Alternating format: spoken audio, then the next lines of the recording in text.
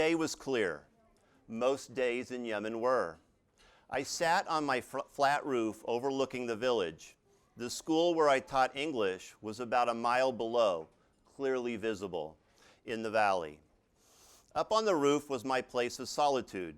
I could watch the large birds called kites use the valley's air to glide in random lines. There was no true sunsets. The large jagged mountains served to block the sun's descent. On this particular day, I was listening to my cassette Walkman with foam headphones.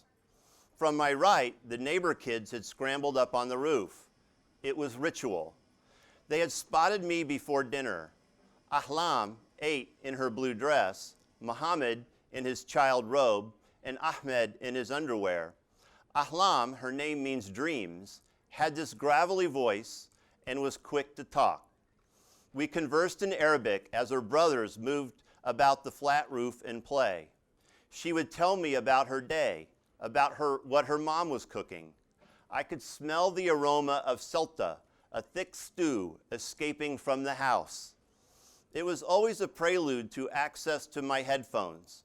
For kids in Yemen in the late 80s, these were unfamiliar magic. I had a collection of cassettes, Bob Marley, U2, In Excess, Beats, Rhythms. Ahlam would put those headphones on and sway, her head moving to the music, alien music, foreign music, but there was the beat. As the music filled her senses, the village quiet could be pierced by sounds. There was no generator humming, as there was no electricity during the day, only coming to life like a monster at night. Occasionally, a car would rumble through on the road back behind my house, or you would hear a person call out loud, usually starting out with, "Hey, hey." It was the neighborhood mosque that would rise above all else. Breaking the silence was the call to prayer, which was carried by loudspeaker throughout the valley. As Ahlam took in the last vestiges of my home through the sounds of the headphones, I was consuming her world, a world that would remain with me forever. It was moments like these that I really felt far away and at peace, my origins forgotten, living in the moment of my new reality. Life in a Yemeni village had its own pace. The notion of time is elongated. There are no rush hours or meeting times, no set time to start dinner. The only standard cultural feature that was time sensitive was school, and it was education that brought me to Yemen in the first place. My mornings began with a 20-minute walk into the valley where I taught at the Martyr Shahid El-Dais Secondary School. The walk took me past terraced fields of sorghum that were still tilled by beasts of burden in the way it had been done for centuries, if not millennia. Students moving along one of two paths to the school would shoot past me yelling, "Sabal khair, Ustad Kipp." Good morning, Teacher Kipp. Some of the older students would catch up to me to ask a question. Sometimes these questions could be pointed, like, "Do you really eat pig?" Most really struggled with the fact that I, or anyone for that matter, was not Muslim, since the nation is nearly 100% Muslim.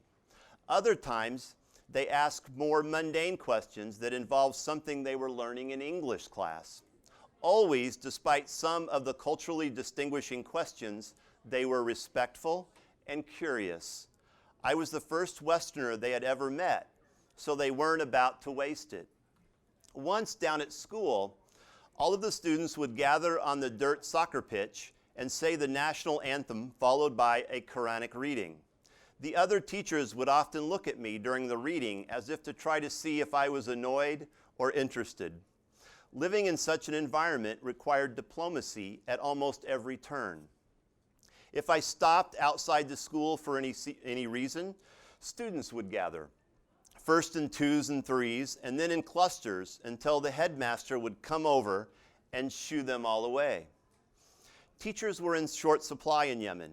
As a result, my classes were anywhere between 60 to nearly 100 in a classroom.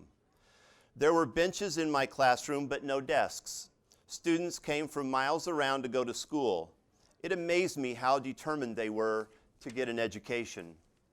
There were funny stories related to my time teaching there. Once I had a student in the back who would not stop talking. It took me nearly half the year to get most of the names down. Other students were helping me to try to quiet him, so the noise level in class became elevated. Loudly, I said, "Muhammad, be quiet," in Arabic. About a third of my class looked down in embarrassment about the exact number of Muhammads I had in class. The most memorable days of the week were Thursdays. Frequently after school, I was invited to have lunch with those in the community. Often their houses sat high in the mountains with a vista out the top floors of their sitting room. These majestic views will stay with me forever. The meals of traditional Yemeni food were followed by the required glass of tea that usually contained a third sugar and a strong dose of sage. What came next was quintessentially Yemen. Their form of socializing involved chewing a mild stimulant that came in the form of soft green leaves of the Qat tree for stretches of 4 to 6 hours at a time. It had the effect of making you alert and at ease all at the same time. Chewing Qat and watching the sun set in the mountains of Yemen was euphoric. The mada, or hookah as it's known here, was passed around with strong Turkish tobacco filling our lungs. The bitterness of storing Qat leaves in your cheeks was eased with bottles of Canada Dry Cola. Qat allowed me to think clearly, and often my mind would focus on the fact of how far I was from home. Normally, that should have brought sadness, but my ability to be there in an environment so unlike my home gave me a comfortable feeling of accomplishment. The fellowship and belonging that was associated with a Qat Chew was unique, and it was during these times when I felt most comfortable in Yemen. And by the way, that's me on the left, just so you know. The chew always ended with a cup of tea before I would be driven back to my house near the market and deposited in the blackness of the night. Moving into the corrugated wall that separated my small courtyard from the dirt road, it was a short walk into my rustic house. It consisted of 2 rooms that you had to go outside to get from one room to the other. In one room was my bedroom with a simple mattress on the floor. In the other room was my small sitting room on one side and my 2 gas burner stove on the floor on the other that served as my kitchen. Outside against the small courtyard was my toilet that consisted of a simple hole in the ground. I had a water tank on my roof that provided all the water I used to drink and clean with. It was the true Peace Corps experience. Many nights I would clamber up on the roof with my mattress, pillow, shortwave radio, and sleeping bag. The generator that provided the town with electricity would shut off at 10 o'clock, throwing the entire village into darkness and quiet. Laying on that roof, I was placed in the irrelevancy of the universe. The stars were so bright that you could cast your hand out and see it on a moonless night. There were no lights to stunt the visuals of the constellations. It was so clear that I could follow the paths of satellites in the sky. It was in Yemen that I learned to be comfortable with self. That was something that all the planning in the world could not prepare you for. I was on an island in the mountains of rural Yemen. In those 2 years, the world outside was changing in profound ways. China shook with the events of Tiananmen Square. The Berlin Wall and communism collapsed. A massive earthquake brought the Bay Area to its knees, and grunge rock was in its infancy. But the seclusion of the village made all those events seem so far away. They were confined to the reports that came out of the small speaker of my shortwave radio through the BBC and the occasional Newsweek magazine we received 2 weeks after the issue date. The events would change Yemen too. In the few months prior to my leaving, the Soviets left South Yemen, and the People's Democratic Republic of Yemen and the Yemen Arab Republic unified. It was the last great gasp of Yemen's salad days. No one knew, but the 2 years that I spent in Yemen would be at zenith. As many of you know, Yemen is experiencing a tragic civil war, and the events that began with Yemen's failure to condemn Saddam Hussein's invasion of Kuwait during the summer of my departure would begin the long fall of the Yemen state. Leaving Yemen was sudden and without drama, and the thought of returning home was somehow disorienting on its own merit. My last days in Yemen were spent in the capital as I made peace with departure while walking the timeless alleyways in the old city of Sana'a. After 2 years in Yemen and a half a world away and many cultures removed, I came tumbling back to America. To understand the influence such an experience had on me, you first need to understand where I came from. I had never left America prior to joining the Peace Corps. Liberty, a small town north of Kansas City in western Missouri, had been my home for almost the entirety of my life. It sat somewhere between traditional suburbia and rural America. In fact, as a teenager, I joined the Future Farmers of America and raised chickens in my suburban backyard that shared a barbed wire fence with a farmer's field. But my town had a past.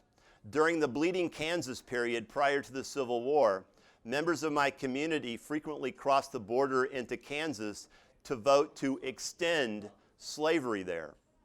Following the Civil War, Jesse James, a former Confederate turned outlaw, robbed the bank in my town square and shot a man in cold blood in broad daylight.